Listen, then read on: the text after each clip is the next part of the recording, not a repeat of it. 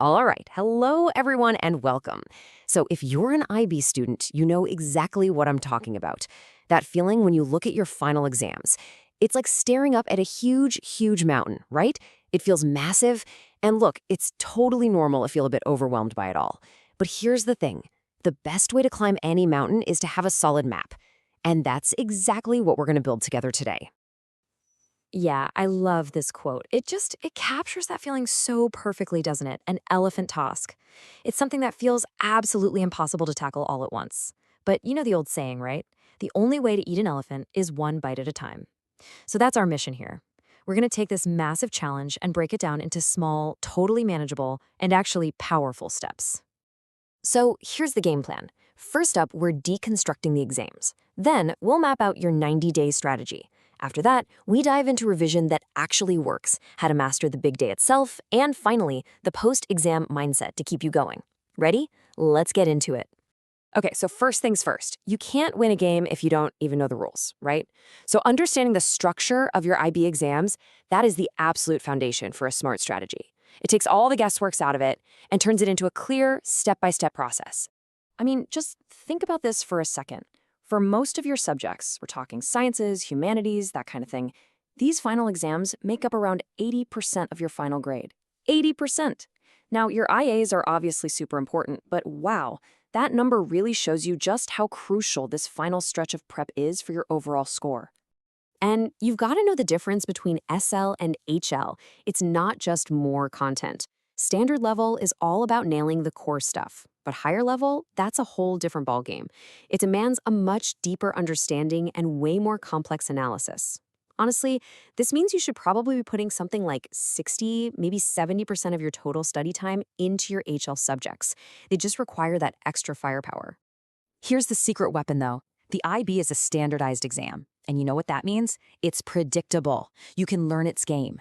The key is to master its patterns. Like, really get to know your command terms. Explain and analyze are not the same thing. They're asking for totally different answers. Your syllabus? Treat it like a checklist. Literally tick things off. And the biggest one? Do past papers over and over until the format feels like second nature. This is how you stop throwing away easy marks. All right, now that we know the rules of the game, let's build our 90-day plan. This is where the magic happens. We're going to turn that huge, kind of scary goal into a series of calm, totally doable daily actions.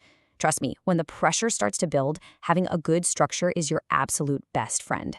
So a good timeline kicks off about 3 months out. In that first month, you're just building your foundation, right? Getting your structured revision going. Then, when you're 2 months out, you pivot. You start focusing heavily on timed practice, hunting down and filling in those knowledge gaps. And that final month, listen closely. No new content. Seriously, it's all about consolidating what you know, sharpening your exam technique, and just keeping your mind calm and focused. But how do you actually get through those long study sessions without burning out? Well, let me introduce you to the Pomodoro technique. It is an absolute game changer. It's simple. You focus, like really focus, for 25 minutes, and then you take a 5-minute break. That's it. This little cycle keeps you from getting exhausted and makes sure your focus stays razor sharp. It basically trains your brain to work hard in short, efficient bursts, which is exactly what you need for a long day of revision. Okay, pay close attention now, because I honestly think this is the most important part of our entire chat. There is a massive, massive difference between feeling productive and actually being effective. We need to move away from just passively looking at stuff and start using active, powerful recall. Just look at this, right? On one side, you've got the passive stuff. Rereading your notes, highlighting pages, watching videos.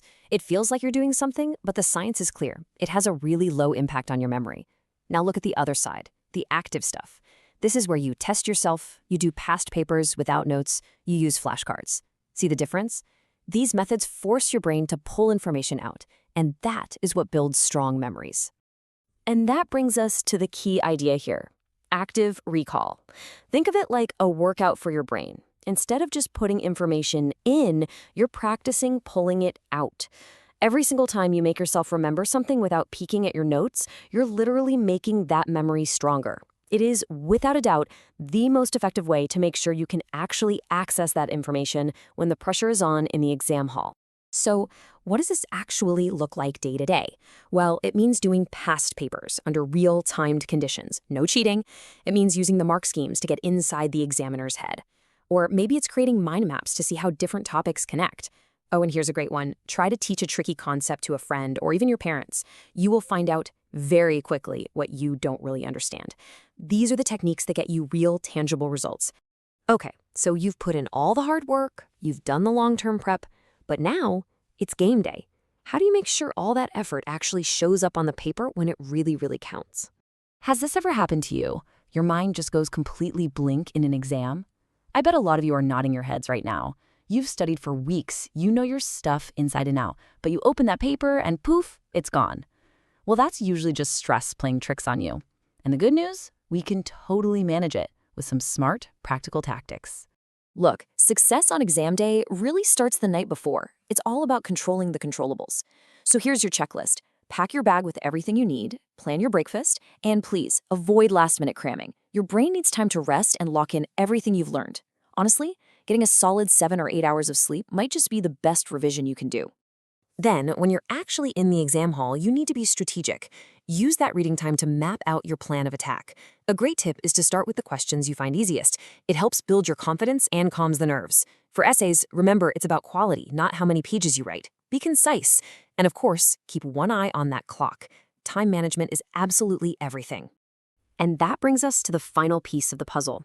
You have to remember, the IB exams are a marathon, not a sprint. It's not just one test, it's a whole series of them. And your mental resilience, your mindset, that's just as important as anything you've learned in class. Once an exam is done, it is done.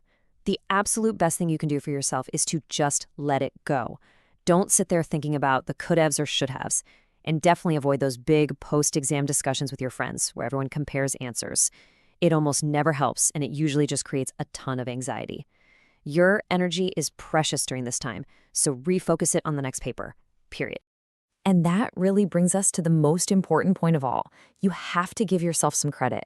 You have put in 2 years of hard work for this. The knowledge is in there. You just need to trust it. Trust the preparation, trust the process, and trust in your own ability to go in there and show them what you know. So, at the end of the day, remember this. Success in the IB isn't just about being smart. It's a game of strategy. It's about how you prepare, how you manage your time, and just as importantly, how you take care of your mind. So after hearing all this, my question to you is, what's the first step you're going to take? What's one small thing you'll do today to start putting this playbook into action?